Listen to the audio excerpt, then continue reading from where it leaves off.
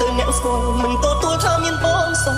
នៅពេលជួបមនុស្សប្រុសអូនបងពីឋានទំនួលមើលទៅអូនដូចចង់ទៅឃ្លឺឬនៅក្រៅខ្នងអូនមានគេបងមិនហ៊ានគិតទេថាអូនទុកបងជាអើយស្រឡាញ់គ្នាមិនឲ្យគេដឹងធ្វើបែបនឹងបងយល់ទេក្នុងចិត្តស្រីទៅ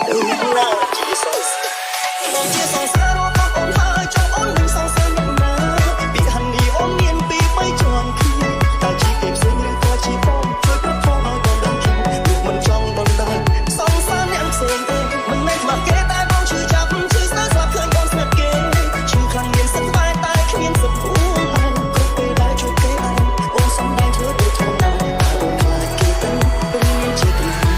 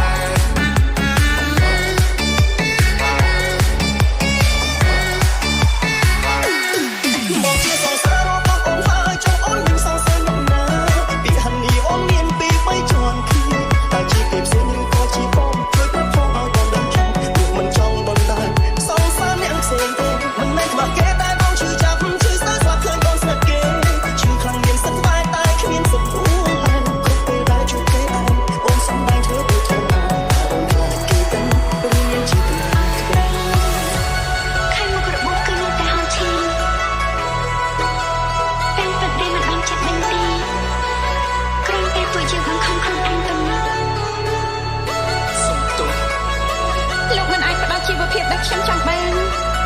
ក៏មិនអាចផ្ដល់ស្នេហាដែលខ្ញុំប្រាថ្នាដែរហេតុអីខ្ញុំជ្រើសរើសនៅជាមួយលោកសូមលោកគោរពការជ្រើសរើស